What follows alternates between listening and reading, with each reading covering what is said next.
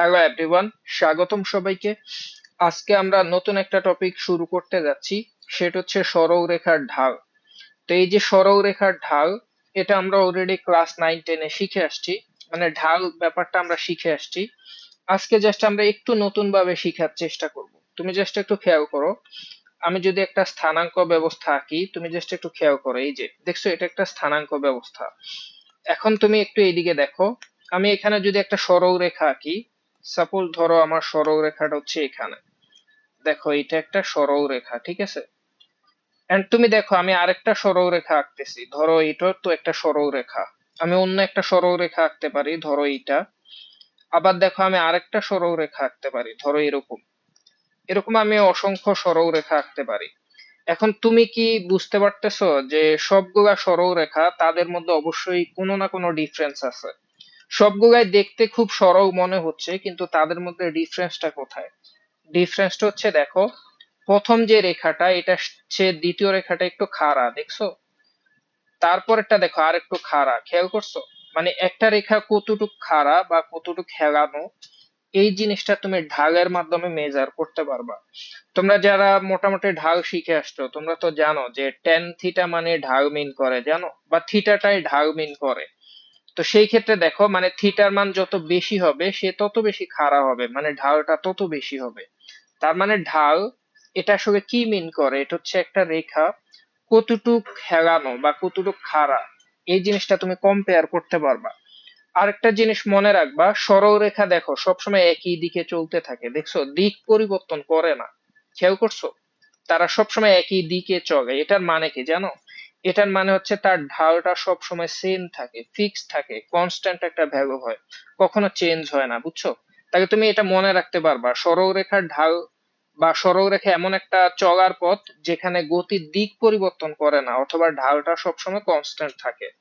Suppose আমি তোমাকে যদি ধরো একটা বক্ররেখার কথা বলি, সাপোজ ধরো এটা কিন্তু একটা বক্ররেখা, এই যে খেয়াল করো, দেখছো?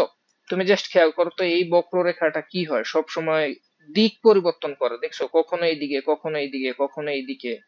মানে এটার মানে কি জানো, এই রেখায় হচ্ছে বা এই বক্ররেখাটায় অলওয়েজ ঢালের পরিবর্তন হচ্ছে, বুঝছো? তার মানে সরল রেখা এবং বক্ররেখা এর মধ্যে বেসিক ডিফারেন্স কি জানো?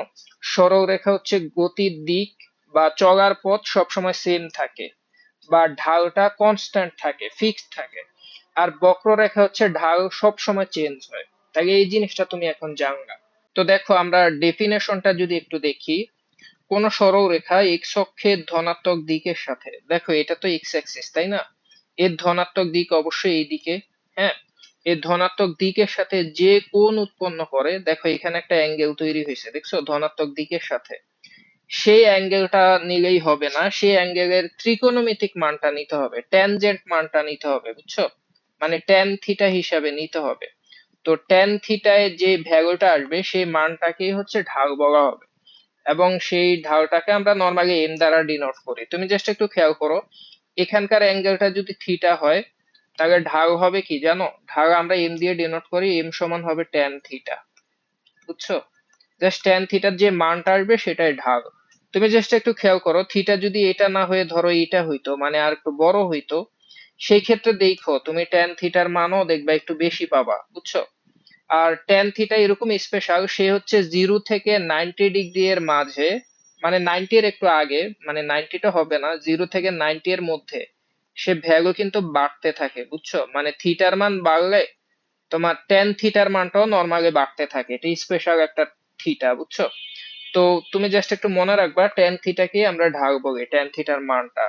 ঠিক আছে, তো তুমি যদি জাস্ট এইটুকু বুঝো, পরের টুকু বুঝতে পারবা। এইদিকে দেখো, দেখো একটু আগে আমরা যেই ঢাল পড়ছি, সেই ঢালটাতে কোনো বিন্দু ছিল না, বুঝছো? মানে নর্মালি আগে কি করছি আমরা, ধরো দুইটা এক্সিস ছিল, সেখানে ধরো কোনো একটা যদি রেখা এরকম হয়, সেখান থেকে সে যে অ্যাঙ্গেলটা ক্রিয়েট করে সেখান থেকে আমি ট্যান থিটা বের করে ফেলতাম। কিন্তু এখন একটু ভিন্নভাবে থাকবে, এখন হচ্ছে আমার দুইটা বিন্দু দেওয়া থাকবে, সেই দুই বিন্দুগামী রেখার ঢাল বের করতে হবে। মানে ব্যাপারটা এরকম কাইন্ড অফ, ধরো আমি এখানে একটা বিন্দু নিলাম, ঠিক আছে, আবার এইখানে একটা বিন্দু নিলাম, দুইটা বিন্দু। এখন দেখো এখানে যদি একটা রেখা আমি আঁকার চেষ্টা করি, ঠিক আছে, দেখো এটা কিন্তু একটা রেখা হয়ে গেছে, বুঝছো? এটারও তো একটা ঢাল থাকবে, তাই না? তুমি জাস্ট নিজেই চিন্তা করো। মানে এখানে যদি আমি ধরো দুইটা এক্সিস নিতাম, ধরো দুইটা এক্সিস নেই, দেখো সে তো একটা অ্যাঙ্গেল ক্রিয়েট করবে, মানে তার একটা ঢাল থাকবে। কিন্তু এখন তোমাকে থিটা দেওয়া থাকবে না, এখন হচ্ছে জাস্ট দুইটা বিন্দু দেওয়া থাকবে। সেই ক্ষেত্রে ঢাল দেওয়া বের করার সিস্টেমটা দেখো। একটা বিন্দু যদি x1 y1 হয়, আরেকটা যদি x2 y2 হয়, এগুলা তোমরা 9 10-এ পড়ছো, তখন ঢালটা কি হবে বলতো? কোটি দ্বয়ের অন্তর ডিভাইডেড বাই ভুজ দ্বয়ের অন্তর। কোটি মানে হচ্ছে y এর স্থানাঙ্ক, y এর স্থানাঙ্কের ডিফারেন্সটা নিবা, ডিভাইডেড বাই x এর স্থানাঙ্কের ডিফারেন্স নিবা। তুমি চাইলে y1 মাইনাস y2 ও করতে পারো, বা y2 মাইনাস y1 ও করতে পারো। সেই ক্ষেত্রে নিচে কি হবে? x2 মাইনাস x1 হবে। বুঝছো? দুই ভাবেই লেখা যায়, সমস্যা নাই। তো এটা আমরা বুঝছি। এখন তুমি একটু ভিন্নভাবে দেখো। তোমার যদি ধরো দুইটা বিন্দু দেওয়া না থেকে সরাসরি সরলরেখার সমীকরণ দেওয়া থাকে, এই যে x plus b y plus c, এটা কিন্তু সরলরেখার একটা সমীকরণ। সেই ক্ষেত্রে ঢাল কিভাবে বের করব? সেই ক্ষেত্রে তোমাকে একটা শর্টকাট বলে দিচ্ছি। শর্টকাট হচ্ছে এক্স এর যে সহগ থাকবে সেটা নেগেটিভ নিতে হবে, বুঝছো? এই যে এখানে এক্স এর সহগ হচ্ছে এ, তুমি এখানে মাইনাস এ লিখতে হবে। আর নিচে ওয়াই এর সহগটা লিখবা। যেমন এই রেখার ক্ষেত্রে ঢাল কি হবে জানো? আমি সরাসরি লিখে দিচ্ছি, ঢালটা হবে নেগেটিভ। এক্স এর সহগ হচ্ছে এ, তাই তুমি লেখো মাইনাস এ। ওয়াই এর সহগ কত? ওয়াই এর সহগ হচ্ছে বি, তাই মাইনাস এ বাই বি। এটাই সরাসরি ঢাল হবে, বুঝছো? তো তুমি যদি এইটুকু ইনফরমেশন বুঝতে পারো, তাহলে দেখো তুমি ম্যাথ সলভ করতে পারবা। আর একটু ইনফরমেশন আমি তোমাকে দিয়ে দেই, এটা তোমার কাজে লাগবে, এগুলাই এমসিকিউর জন্য দরকার হয়, দুইটাই স্পেশাল। দুইটা সরলরেখা যদি সমান্তরাল হয়, বুঝছো, তাহলে তাদের ঢাল সমান হবে। ব্যাপারটা এরকম, ধরো এটা একটা সরলরেখা, এটার অবশ্যই একটা ঢাল আছে। আর এটা আরেকটা সরলরেখা, দেখো, সরি, ধরো এটা আরেকটা সরলরেখা। খেয়াল করো দুইটা কিন্তু সমান্তরাল, খেয়াল করছো? তো সমান্তরাল হইলে এদের ঢালটা সেম হয়, বুঝছো? মানে প্রথমটার ঢাল যদি ধরো m1 হয়, দ্বিতীয়টার ঢাল যদি m2 হয়, বুঝছো? সমান্তরাল হইলে অবশ্যই তোমার m1 সমান m2 হওয়া লাগবে, বুঝছো? আদারওয়াইজ তারা সমান্তরাল না। শেষ। এবার দ্বিতীয় আরেকটা ব্যাপার শিখো। দুইটা রেখা যদি পরস্পর সমান্তরাল না হয়ে লম্বভাবে থাকে, সেই ক্ষেত্রে তাদের ঢালের গুণফলটা -1 হবে।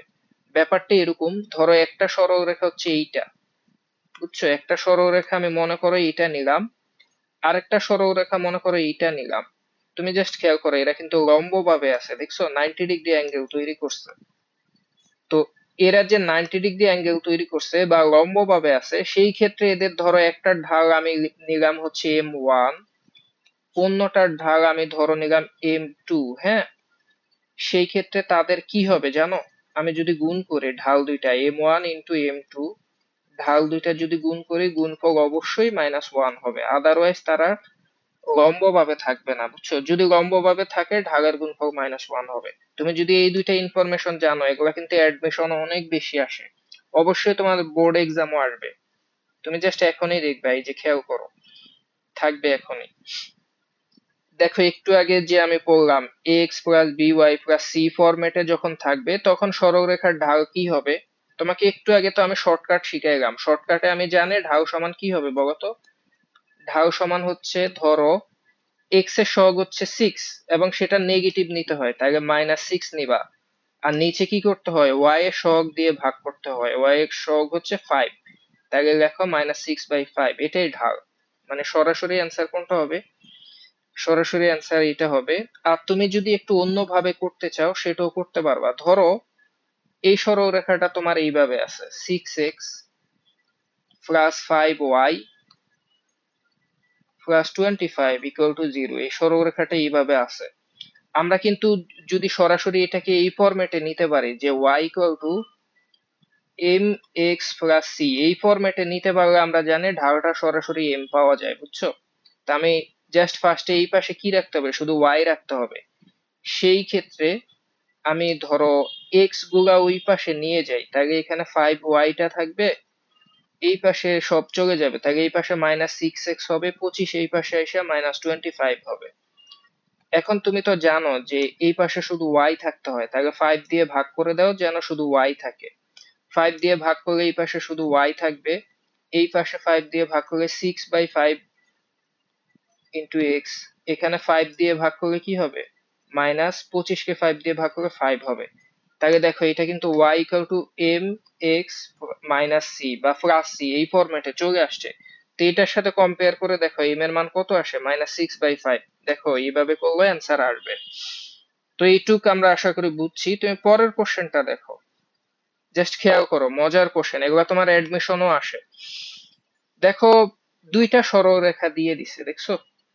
আগে বলো তো এরা যে সরলরেখা এটা তুমি কিভাবে বুঝছো? আমি বুঝছি কারণ এক্স এর উপর পাওয়ার এবং ওয়াই এর উপর পাওয়ার এগুলা কিন্তু ওয়ান ওয়ান ওয়ান হইলেই তারা সরলরেখা, বুঝছো? এখন বলছে এই দুইটা সরলরেখা, এরা হচ্ছে পরস্পর লম্ব। সেই ক্ষেত্রে কে এর মানটা কত হবে, অথবা কে এর মান কত হইলে এই রেখা দুইটা লম্ব হবে? একটু আগে মনে পড়ে তোমাকে বলছিলাম, এই যে এইদিকে দেখো, দুইটা রেখা যদি পরস্পর লম্ব হয় তখন তাদের ঢালের গুণফলটা -1 হয়, বুঝছো? তো ফার্স্টে দেখো, আমি ধরো প্রথম রেখাটার ঢাল বের করব, দ্বিতীয়টারও ঢাল বের করব, তারপর গুণ করে সেটাকে -1 ধরবো। তো শর্টকাটে করে ফেলি, আমি টাইম নিব না যেহেতু এটা এমসিকিউ। তুমি প্রথমটার ঢাল কি হবে, প্রথমটার ঢাল ধরো m1, সেটা ধরো এক্স এর সহগ হচ্ছে 4, তাহলে লেখো -4, বুঝছো? ডিভাইডেড বাই ওয়াই এর সহগ, ওয়াই এর সহগ কত, -1, তাহলে নিচে সেই -1 দিয়ে ভাগ করো। আলটিমেটলি প্রথম ঢালটা 4 আসছে, বুঝছো? এবার দ্বিতীয়টা দেখো, এই যে দ্বিতীয় সরল রেখাটা, এটার ঢালটা আমি m2 ধরি। m2 সমান কি হবে, তুমি শর্টকাটে দেখো এখানে x এর সহগ কত, 2, সেটা লিখো এবং সেটা নেগেটিভ নিতে হয়, তাই লিখো -2। এরপর y সহগ দেখো, y সহগটা হচ্ছে k, সেটা দিয়ে ভাগ করো, তাহলে দেখো এই যে k পেয়ে গেছি, তাহলে এটাই দ্বিতীয় সরলরেখাটার ঢাল। এখন আমি এই দুইটাকে গুণ করব এবং গুণফলটাকে -1 ধরবো। আগে দেখো, সুতরাং ব্যাপারটা এরকম হবে যে প্রথম ঢাল হচ্ছে 4 ইন্টু দ্বিতীয় ঢাল হচ্ছে -2/k, এবং এটার ভ্যালু অবশ্যই -1 ধরতে হবে। এখন তুমি দেখো দুই পাশে মাইনাস মাইনাস চলে যায়, বুঝছো? তাহলে শুধু কে টা যদি আমি এই পাশে নিয়ে আসি, কে টা এই পাশে নিয়ে আসলে 1 এর সাথে গুণ হবে, কারণ মাইনাস তো চলে গেছে। তাহলে এই পাশে শুধু কে থাকবে, কে ইন্টু 1 মানে কে, আর এই পাশে 4 ইন্টু 2 মানে কত হবে, 8 হবে। তাহলে দেখো কে এর মান আমি সরাসরি পেয়ে গেছি, কে এর মানটা হবে অবশ্যই 8 হবে। তো আমার এটাই কাঙ্ক্ষিত অ্যান্সার। আশা করি তুমি এটা বুঝছো। তুমি যদি এটা বুঝো তাহলে বলো তো এটার অ্যান্সার কি হবে। দেখো তো, দুইটা সরল রেখা দেখছো, বলছে রেখাদ্বয় পরস্পর সমান্তরাল, বুঝছো? রেখাদ্বয় সমান্তরাল হলে বি এর মান কত? তো সমান্তরাল কখন হয় বলতো? সমান্তরাল হয় যদি তাদের ঢাল সমান হয়।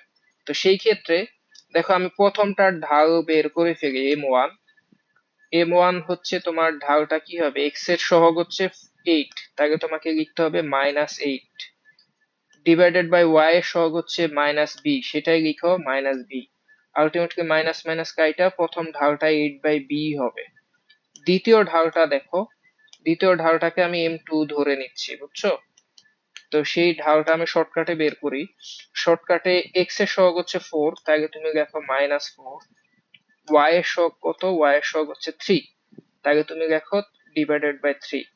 এখন প্রথম ঢাল এবং দ্বিতীয় ঢাল সমান ধরতে হবে, তাহলে সুতরাং তোমাকে লিখতে হবে 8/b ইকুয়াল টু কত লিখতে হবে, -4/3। তাইলে তুমি এক কাজ করো, বিটা এই পাশে নিয়ে যাও, বুঝছো? আর বাকি সব এখানে গুণ করো, 3 উপরে গুণ হবে, -4 নিচে ভাগ হবে। তাই এই পাশে ধরো 8 বি থাকবে, আর এই পাশে 8 এর সাথে 3 গুণ হবে, আর -4টা নিচে আসবে। আলটিমেটলি ক্যালকুলেট করে কত হয় বলো তো, -4 দিয়ে 8 কে কাটলে -2, -2 ইন্টু 3 মানে -6। তাহলে দেখো এটাই বি এর মান হবে, দেখছো? এই যে প্রথমটাই অ্যান্সার। আশা করি তুমি এটা বুঝছো। তো তুমি যদি এটুক বুঝো, এখন আমরা নতুন কনসেপ্টে যাচ্ছি। দেখো অবশেষে আমরা আমাদের কাঙ্ক্ষিত সরলরেখার সমীকরণে চলে আসছি। এখান থেকে আমাদের মূল পড়াশোনা শুরু। যাই হোক, চলো আমরা শুরু করি। দেখো, একটি সরলরেখা যদি মূল বিন্দুগামী হয় এবং এক্স অক্ষের ধনাত্মক দিকের সাথে যদি নির্দিষ্ট অ্যাঙ্গেল তৈরি হয়, সেই ক্ষেত্রে সরলরেখার সমীকরণটা এরকম হবে, মানে y = mx হবে। কি বলছে তুমি কি বুঝতে পারছো? জাস্ট একটু খেয়াল করো।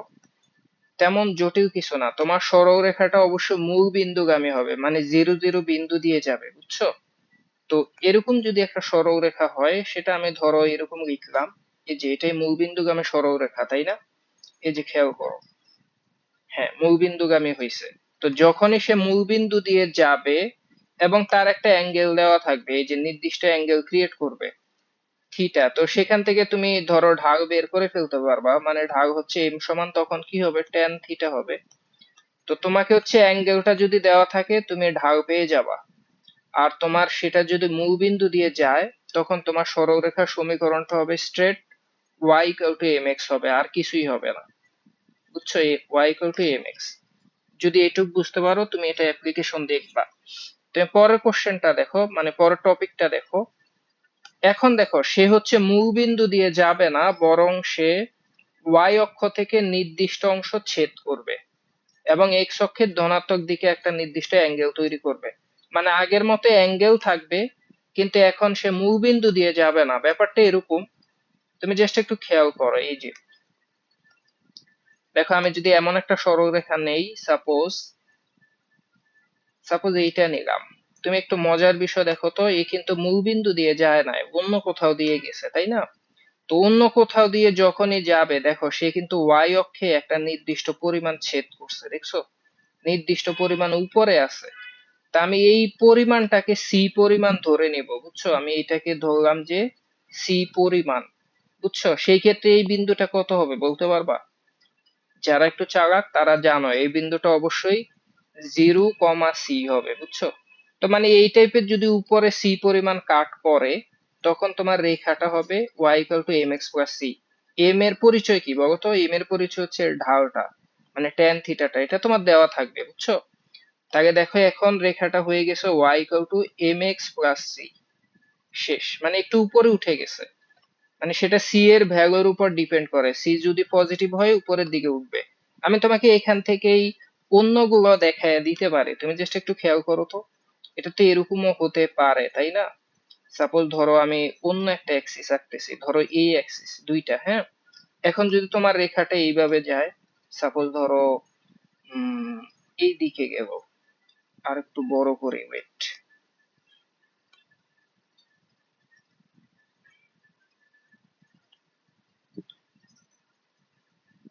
দেখো আমি এই দুইটা এক্সিস আঁকলাম, এখন ধরো আমার রেখাটা এইভাবে যাচ্ছে, এইভাবে, হ্যাঁ। তুমি জাস্ট একটু খেয়াল করো, আমার রেখাটা এইভাবে যাচ্ছে। তুমি খেয়াল করো স্টিল নাও কি ঘটছে দেখছো? আগের মতো একটা ঢাল আছে, এই যে দেখো ঢাল কিন্তু আছে, এমটা থাকবে, কিন্তু সে নিচে নেমে গেছে, দেখছো? মানে সিটা নেগেটিভ, বুঝছো?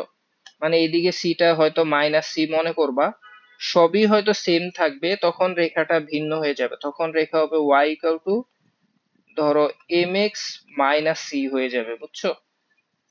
এরকমটা হবে। তাইলে অনেকে বলতে পারো যে ভাই তাইলে যদি রেখাটা এই দিকে চলে আসে, সাপোজ আমি আরেকটা নিচ্ছি, দেখো ধরো আমি আরেকটা নিচ্ছি, আরেকটা ধরো এইটা। এই যে মজার বিষয় দেখো, এখন হচ্ছে সে কোন দিকে চলে গেছে দেখছো? এখন হচ্ছে সে কিন্তু আগের বার এইভাবে ছিল, এখন এই দিকে চলে আসছে, বুঝছো? স্টিল নাও সির ভ্যালু উপরে পজিটিভ আছে, এটা সমস্যা নাই, মানে সি পজিটিভ থাকবে, দেখো উপরে কাট করছে, কিন্তু তার ঢালটা দেখো, ঢালটা কিন্তু পজিটিভ এক্সিস এর সাথে 90 ডিগ্রির চেয়ে বড় হয়ে গেছে, স্থূলকোণ তৈরি হয়েছে, দেখছো? আর তোমরা জানো টেন থিটা যদি 90-র চেয়ে বড় হয়, সেই ক্ষেত্রে কিন্তু থিটা নেগেটিভ হয়, জানো? মানে সেই ক্ষেত্রে এখন হয়তো রেখাটা এরকম হবে, রেখাটা মানে ইকুয়েশনটা হবে y ইকুয়াল টু, ঢাল যেহেতু নেগেটিভ তাই minus m x plus c, এরকম কিছু হতে পারে, বুঝছো? কাহিনী বুঝছো? সেম কাহিনী ধরো এরকম হইতে পারে, সাপোজ আমি আরেকটা নিচ্ছি, এটাই লাস্ট, ধরো আরেকটা নিলাম, ধরো এই জায়গায় নিলাম, এই যে ধরো এইটা, হ্যাঁ। জাস্ট একটু খেয়াল করো, এটাও তো একটা রেখা হয়, তাই না? দেখো স্টিল নাও দেখো ঢাল কিন্তু নেগেটিভ, 90-র চেয়ে বড়, স্থূলকোণ তৈরি হয়েছে, কিন্তু দেখো সিটা নিচে চলে গেছে, এই যে দেখো, মানে নেগেটিভ দিকে কাট করছে, তাহলে সির ভ্যালুটা নেগেটিভ হবে। আবার ঢালটাও কিন্তু নেগেটিভ, কারণ 90-র চেয়ে বড়। এখন ইকুয়েশন কেমন হবে জানো, y ইকুয়াল টু ধরো minus m x minus c, এরকম কিছু হতে পারে। তো এই চারটা কেস যদি তুমি মনে রাখতে পারো তাহলে তুমি ইজিলি ম্যাথ সলভ করে ফেলতে পারবা। এই যে দেখো, আচ্ছা এটা আমাদের আরেকটা টপিক, তুমি জাস্ট একটু খেয়াল করো। একটু আগে হচ্ছে শুধু আমরা ঢাল দিয়ে এবং সি দিয়ে সরলরেখা বের করে ফেলছি, তাই না? এখন একটু ভিন্নভাবে দেখি। আমাকে হচ্ছে ধরো একটা বিন্দু দিয়ে যাবে, মানে বলে দিবে যে আমার একটা সরলরেখার সমীকরণ বের করতে হবে, সেটা হচ্ছে একটা নির্দিষ্ট বিন্দুগামী হবে। এখন আমি জাস্ট তোমাকে একটু কনফিউজড করে ফেলি। দেখো তুমি একটু এইদিকে তাকাও তো, একটু এইদিকে তাকাও। ধরো স্থানাঙ্ক ব্যবস্থা আঁকলাম। আমি ধরো তোমাকে বললাম যে তুমি একটা সরলরেখা আঁকো বা একটা সরলরেখার সমীকরণ লিখো যেটা হচ্ছে এই বিন্দুগামী। একটা বিন্দু দিছি, দেখছো? এখন তুমি তো হয়তো খুশি হয়ে যাবা যে এটা তো খুবই সিম্পল, এই বিন্দুগামী একটা সরলরেখা হয়তো এরকম হবে। এই যে ধরো আমি দিচ্ছি তোমাকে, ধরো তুমি বললা যে এরকম একটা সরলরেখা হয়তো এইটা হবে। ইটস ওকে, তোমার অ্যান্সার কিন্তু ভুল না। কিন্তু আমি যদি বলি এটা কি হয় না, দেখো এটাও কিন্তু হয়। আবার যদি বলি এটা হয়, হ্যাঁ হয়। দেখো বিন্দু দিয়ে তো গেছে, তাই না? দেখো তার মানে একটা বিন্দু দিয়ে গেলে সেরকম সরলরেখা কোটি কোটি হইতে পারে।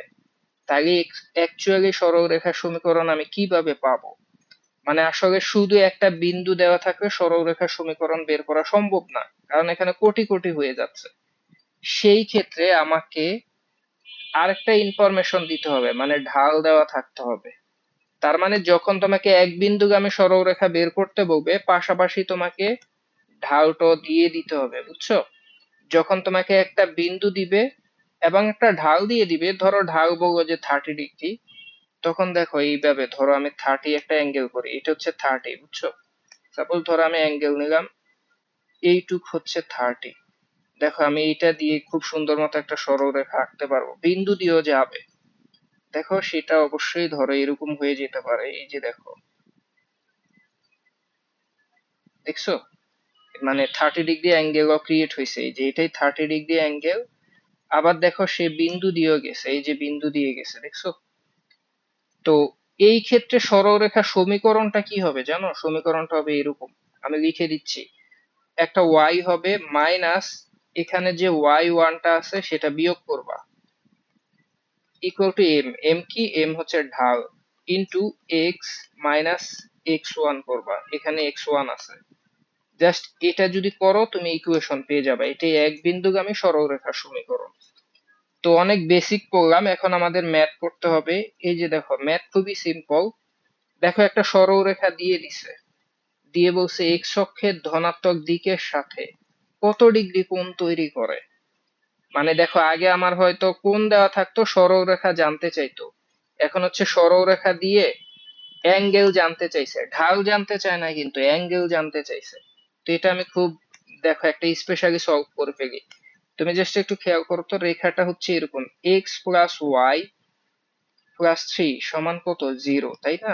তুমি এটাকে এভাবে লিখতে পারো না যে y equal to minus x minus three, এভাবে লেখা যায় না। দেখো জাস্ট এক্স ওই পাশে নিছি, ওয়াই ওই পাশে নিছি। এখন যদি তুমি এটা কম্পেয়ার করো, এটা কাইন্ড অফ এরকম না, ওয়াই সমান এম এক্স প্লাস সি, এই ফরম্যাটে মিলে না? মানে এম এর ভ্যালুটা হচ্ছে -1, বুঝছো? এম এর ভ্যালু -1। তার মানে দেখো, আমরা তো জানি ট্যান থিটা মানে হচ্ছে এম। তো ট্যান থিটা মানে হচ্ছে এম, সেটা আবার এম এর ভ্যালু কত? -1। এখন তো তুমি বুঝে গেছো, বলো তো থিটার মান কখন -1 হয়? থিটার মান কখন -1 হয়? তোমরা যারা চালাক তারা ক্যালকুলেটারে বসায় দিবা, পাবা। অথবা তুমি থিটা ইকুয়াল টু এইভাবে লিখো, তুমি যদি থিটা সমান ট্যান ইনভার্স -1 লিখো, অ্যান্সার পেয়ে যাবা। এটা দুইটা অ্যান্সার আসতে পারে, 135 আসতে পারে অথবা -45 আসতে পারে, দুইটা আসলে একই, বুঝছো? আমি যদি তোমাকে চিত্রের মধ্যে দেখাই, এই যে দেখো, তোমার 135 মানে আসলে এরকম কাইন্ড অফ, ধরো একবার মাঝখান দিয়ে এইভাবে যাবে, বুঝছো? এই যে এটাই 135, এই যে এই দিকটা 135, দেখছো?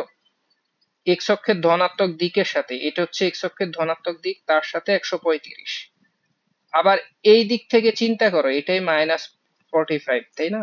তার মানে তোমার অ্যান্সার কত? 135 লিখে দাও, শেষ। আশা করি তুমি আর তোমার এটা নিয়ে কনফিউশন নাই, বুঝছো? কেমনে ইকুয়েশন থেকে অ্যাঙ্গেল বের করতে হয়। যদি বলতো ঢাল কত এটার, তাহলে অ্যান্সার হইতো জাস্ট -1, কিন্তু কোণ জানতে চাইছে সেটা 135। তুমি দেখো তো এই কোশ্চেনটা, দেখো মজার কোশ্চেন। একটা সরল রেখা দিয়ে দিছে, দিয়ে বলছে ওয়াই অক্ষের খণ্ডিতাংশের পরিমাণ কত। তা আমি জানি তুমি কোশ্চেনটা হয়তো বুঝো নাই, তুমি জাস্ট একটু খেয়াল করো তো আমার দিকে। জাস্ট তোমার দিয়ে দিছে x প্লাস ওয়াই প্লাস 3 = 0। তুমি কি এটাকে এভাবে লিখতে পারো, y = -x-3 এভাবে লেখা যায় না? তো এটা যদি y = -x-3 হয়, এটা কিভাবে আঁকতে হয় সেটা আমি অলরেডি জানি। দেখো কেমনে এঁকে ফেলি আমি। ফার্স্ট অফ অল দেখো এখানে y = mx + c, c এর ভ্যালু কত, -3 না? -3 মানে কি নিচের দিকে যাবে। তার মানে ধরো আমি মনে করলাম -3 কোথায়, ধরো এটা 1, এটা 2, এটা 3, এই যে -3 হয়ে গেছে, বুঝছো? অলরেডি অ্যান্সার পেয়ে গেছি, কিন্তু y অক্ষের খণ্ডিতাংশ কত সেটা অবশ্যই -3, তাই না? অ্যান্সার কিন্তু আমি পেয়ে গেছি। আমি জাস্ট চিত্রটা ঠিকভাবে আঁকার চেষ্টা করি। দেখো আমি অলরেডি -3 এখান দিয়ে যাবে এটা আমি জানি, কিন্তু দেখো এখানে ঢালের মান কত, -1 না? একটু আগে জানি -1 হয়ে সে 135 ডিগ্রি অ্যাঙ্গেল ক্রিয়েট করে, বুঝছো? তো সেটার জন্য আমি দেখো আমি নিখুঁত ভাবে যদি চিত্র আঁকতে চাই, বুঝছো, সেটা সম্ভব। এই যে এদিকে দেখো আমি আঁকার চেষ্টা করতেছি, জাস্ট তোমার অ্যান্সারটা এরকম হবে। খেয়াল করছো? এই যে দেখো, এটাই কিন্তু আমার নিখুঁত অ্যান্সার। মানে দেখো সে -3 কাট করছে, আবার দেখো 135 ডিগ্রি অ্যাঙ্গেল ক্রিয়েট করছে যেন ঢালটা -1 হয়। তো এটা হচ্ছে আমার নিখুঁত চিত্র। আপাতত এখানে দেখো, এখানে অ্যান্সার হচ্ছে -3, শেষ। তুমি পরের কোশ্চেনটা দেখো তো, এটা কিন্তু খুবই সিম্পল। দেখো একটা সরলরেখা এত বিন্দু দিয়ে যায়, এক্স অক্ষের ধনাত্মক দিকের সাথে 135 ডিগ্রি অ্যাঙ্গেল ক্রিয়েট করে। এবার হচ্ছে তোমার কাছে সমীকরণটা জানতে চাইছে, এটা আমি 1 সেকেন্ডে করে ফেলবো। দেখো ফার্স্টে আমি জানি কি করতে হয়, y-y1 লিখতে হয়। y1 কোনটা, এইটা। তাহলে y-3 ইকুয়াল টু কি লিখতে হবে, m লিখতে হবে। m মানে কি, ট্যান থিটা না? এই যে এখান দিয়ে এমটা বের করে রাখি। m মানে হচ্ছে আমরা জানি ট্যান থিটা, মানে 135 ডিগ্রি অ্যাঙ্গেল ক্রিয়েট করছে, 135, তাই তো? তো অটোমেটিক ট্যান থিটার মানটা -1 আসছে, এটাই ঢাল। তো আমি এখানে একবারে বসায় দিই, ঢালটা লিখবো -1, আর এখানে কি লিখতে হয়, এক্স মাইনাস কি লিখতে হয়, x1। x1 কোনটা, 4। এটাই কিন্তু ফর্মুলা ছিল, তাহলে এটাই অ্যান্সার। এটাকে একটু সাজায় লিখি, y-3 ইকুয়াল টু -x + 4 হয়ে যাচ্ছে। সব এক পাশে নিয়ে আসি, ঠিক আছে? তাহলে x এই পাশে এসে কি হবে, পজিটিভ হয়ে যাবে না? তাহলে লিখো এটাকে x + y, আর এই যে 4, এটা এই পাশে এসে -4 হবে। তাহলে -3 এর সাথে -4 নিলে -7 হইল। এটাই কিন্তু আমার কাঙ্ক্ষিত সরলরেখা সমীকরণ, বুঝছো? তো আশা করি এটা আমাদের বুঝছি, কোনো অসুবিধা নাই। দেখো আমরা নতুন টপিকে চলে যাচ্ছি। এই টপিকটা খুবই সিম্পল। তুমি দেখো এখানে দুইটা বিন্দু দেওয়া আছে, দেখছো? এবং দুইটা বিন্দু দেওয়া থাকলে একটা মজার বিষয়, দেখো এখানে কোনো ঢাল দেওয়া নাই। অলরেডি সরলরেখার সমীকরণ পাওয়া সম্ভব। এটার কারণ কি জানো? কারণ খুবই সিম্পল। দেখো আমি যদি এখানে একটা বিন্দু নেই, এখানে যদি একটা বিন্দু নেই, তোমার কি এখানে কোটি কোটি সরলরেখা পাওয়ার কোনো সুযোগ আছে? উত্তর হচ্ছে না। তোমার শুধু এখানে একটাই সরলরেখা হওয়া সম্ভব। অন্যদিকে গেলে দেখো দুই বিন্দুগামী হয় না, বুঝছো? এই দুই বিন্দুগামী হতে হলে অবশ্যই একটাই সরলরেখা হয়, এজন্য ঢালের কোনো প্রয়োজন নাই, বুঝছো? তাকে এই দিকেই যাওয়া লাগবে, বুঝছো? তো দুইটা বিন্দু দেওয়া থাকলে সরলরেখার সমীকরণ কি হয়, দেখো একটা বিন্দু যদি হয় x1 y1, আরেকটা যদি হয় x2 y2, তখন সরলরেখার সমীকরণ হবে এইটা। একটু পরে দেখি, x - x1, আবার সেই x1টা এখানে থাকবে, সেই x1 থেকে x2 বিয়োগ হবে। এটা খুবই সিমিলার, y - y1, সেই y1 থেকে y2 বিয়োগ হবে। এটা ক্যালকুলেট করে যা আসবে সেটাই সমীকরণ। এখন আমি তোমাকে চাইলে একটু ভিন্নভাবে দেখাইতে পারি, বুঝছো? মানে এক বিন্দু আর দুই বিন্দু আসলে কোনো পার্থক্য নাই, তুমি দেখবা। এই যে আমি তোমাকে একটু দেখাই, ধরো আমাকে এখানে একটা বিন্দু দেওয়া আছে x1 y1, বুঝছো? এখানকার বিন্দুটা হচ্ছে x2 y2, বুঝছো? সাপোজ আমি এক বিন্দুগামী একটা রেখা বের করি, বুঝছো, এক বিন্দুগামী। আমরা জানি এক বিন্দুগামী রেখার সমীকরণ হচ্ছে এরকম, মানে y মাইনাস ওয়াই ওয়ান, তারপর কি হয় বলতো, m, তখন ঢাল দেওয়া থাকে x মাইনাস এক্স ওয়ান। এটা হয়, এটা আমরা অলরেডি জানি। তুমি কি জানো এটা কি এইভাবে লেখা সম্ভব? y মাইনাস ওয়াই ওয়ান, আর এখানে হচ্ছে x মাইনাস এক্স ওয়ান, আর এই পাশে শুধু কি থাকবে, m থাকবে। কারণ কি, আমি এই অংশটা এই পাশে পাঠিয়ে দিছি, বুঝছো, এই যে নিচে চলে আসছে। এখন একটা মজার বিষয় দেখো, আমার যেহেতু এখানে দুইটা বিন্দু দেওয়া আছে, আমি চাইলে এখান থেকে ঢাল বের করতে পারবো। কারণ কি জানো, আমরা একদম শুরুতে শিখছি ঢাল মানে হচ্ছে কোটিদ্বয়ের অন্তর ডিভাইডেড বাই ভুজদ্বয়ের অন্তর। তার মানে দেখো আমি পরের লাইনে ধরো ঢালের জায়গায় বা এখান দিয়ে করে ফেলি, দেখো তুমি ঢালের জায়গায় এটা লিখতে পারো না, এখানে দুইটা বিন্দু, তাহলে কোটিদ্বয়ের অন্তর মানে কি y one minus y two, এটা লিখলেই হবে। তুমি এখানে এম এর জায়গায় লিখো y one minus y two. আবার দেখো নিচে কি হয়, ভুজদ্বয়ের অন্তর, ভুজ কি এক্স ওয়ান এক্স টু, তাহলে ভুজদ্বয়ের অন্তর হবে x one minus x two. একটা মজার বিষয় দেখো, এই ওয়াই ওয়ান ওয়াই টু টা যদি আমি এই পাশে পাঠিয়ে দিই, আবার এক্স ওয়ান এক্স টু এটা এই পাশে পাঠাই, কোনো অসুবিধা আছে? কারণ এইভাবে আড়াআড়ি পাঠানো যায়, বুঝছো। তাহলে উপরে ধরো ওয়াই মাইনাস ওয়াই ওয়ান এটা আছে, আর এই পাশে এটা চলে আসুক নিচে, বুঝছো। তাহলে এখানে লিখো y one minus y two. ঠিক তেমনি এখানে অলরেডি এটা ছিল নিচে, আমি নিচেরটা লিখতেছি, দেখো নিচে কি ছিল, x one minus x two, কিন্তু উপরের এটা তো আমি এখানে নিয়ে আসছি, তাহলে এটা উপরে আসবে, বুঝছো। তো এখানে কি হবে, উপরে হবে এক্স মাইনাস এক্স ওয়ান। এবং একটা মজার বিষয় দেখো, এটাই কিন্তু ইকুয়েশন দুই বিন্দুগামী। দেখো এক্স মাইনাস এক্স ওয়ান, এই যে দেখো x minus x one divided by x one minus x two, এই যে দেখছো। আর ওই পাশে কি হয়, ওয়াই মাইনাস ওয়াই ওয়ান, এই যে দেখো, আর y one minus y two, দেখো এইটাই। তার মানে দেখো এক বিন্দুগামী রেখা অথবা দুই বিন্দুগামী রেখা দুইটা আসলে একই, ভিন্ন কিছু না। কিন্তু অনেকের কাছে এটা ভয়ঙ্কর মনে হয়। তুমি আপাতত এটা মনে রাখো যে একটা বিন্দু এটা আর একটা এটা হয়ে গেলে সরলরেখার সমীকরণ এটা হবে। তুমি যদি এইটুকু বুঝতে পারো, এখনই কোশ্চেন সলভ করতে পারবা।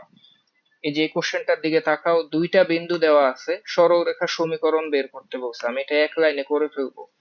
সরলরেখার সমীকরণ হবে, ফার্স্টে দেখো x minus x one, x one কোনটা, এই যে এটা, তাহলে এক্স মাইনাস ফোর। আবার নিচে কি হয়, এক্স ওয়ান, তাহলে লিখো ফোর, মাইনাস কি হবে এক্স টু, এক্স টু কোনটা, এইটা, এটা হচ্ছে মাইনাস থ্রি, তাহলে মাইনাস করতে গিয়ে সে প্লাস থ্রি হয়ে যাবে। তুমি কি এটুক বুঝছো? এই যে দেখো আমি এখানে দেখাই ফর্মুলাটা, ফার্স্টে এক্স মাইনাস এক্স ওয়ান, তারপর x one minus x two, এগুলাই বসাইছি। ইকুয়াল টু কি হবে, ইকুয়াল টু হবে y minus y one, y one কোনটা, এইটা, বুঝছো, টু, সেই ওয়াই ওয়ানটা আবার হবে, তাহলে টু মাইনাস ওয়াই টু কত, ফোর। জাস্ট এটাই অ্যান্সার। এখন তুমি চাইলে এটাকে একটু ক্যালকুলেট করতে পারো, যেমন আমি এটাকে এইভাবে করি, উপরে এক্স মাইনাস ফোর, নিচে হচ্ছে 437, আর এই পাশে ওয়াই মাইনাস টু, দেখো এই পাশে হচ্ছে তোমার ওয়াই মাইনাস টু, তাই তো, ওয়াই মাইনাস টু, আর নিচে টু থেকে ফোর বিয়োগ করলে মাইনাস টু। এখন আমি একটা কাজ করতে পারি, মাইনাস টুটা এখানে গুণ করে দেই আড়াআড়ি, তাহলে এখানে মাইনাস টু এক্স, মাইনাস গুণ করতে গিয়ে প্লাস এইট হয়ে গেছে, আর এই যে সেভেন সেটা এখানে গুণ করে দাও, তাহলে সেভেন ওয়াই মাইনাস ফোরটিন। সব এক পাশে নিয়ে যাব, হ্যাঁ নিয়ে যাই। ধরো এই যে মাইনাস টু এক্স এটা এই পাশে নিয়ে আসো, তাহলে পজিটিভ হয়ে যাবে, তাহলে এই পাশে থাকবে ধরো twice x plus seven y, বুঝছো। আর এখানে মাইনাস 14 আছে, 8ও নিয়ে আসো, তাহলে আরো বিয়োগ হয়ে মাইনাস 22 হবে। আর এই পাশে কি হবে, জিরো, এটাই ইকুয়েশন, বুঝছো। এই যে সমীকরণ, দেখছো, এটা দুই বিন্দুগামী সমীকরণ পেয়ে গেছি। তুমি পরের কোশ্চেনটা দেখো তো, খুবই সিম্পল, জাস্ট দেখো বসে একটি সরলরেখা এত এত বিন্দু দিয়ে যায়, তো এইটুক বললেই তো আমি সমীকরণ বের করে ফেলতে পারবো, বুঝছো। এখানে কি বলছে এগুলা দেখারও দরকার নাই, বুঝছো। জাস্ট এই দুই বিন্দু দিয়ে গেছে, দেন বলছে এটা সমান জিরো দেখাইতে। তো তুমি জাস্ট দুই বিন্দুগামী সমীকরণ বের করো, দেখবে এটা এমনি চলে আসবে। যেমন আমি দেখাচ্ছি, ফার্স্টে হচ্ছে আমি লিখবো এক্স মাইনাস এক্স ওয়ান, তাহলে এক্স মাইনাস এক্স ওয়ান, এই যে আমি এটাকে এক্স ওয়ান মনে করলাম। নিচে কি হবে x1 মানে কত 1, মাইনাস কি হবে x2টা কত, এই যে x2 টা হচ্ছে 3 লিখলাম। আর এখানে কি হবে y মাইনাস y1 কত 2, আর y1 আবারও লিখবো তাহলে 2 মাইনাস y2 মানে 4। তুমি জাস্ট এটা ক্যালকুলেশন করো, এটা করলে দেখবে এটা আসছে, বুঝছো? এইটুক কাজ আমি তোমাকে এটা করে দিলাম, তুমি জাস্ট সিম্পলিফাই করো দেখবে এটা আসবে।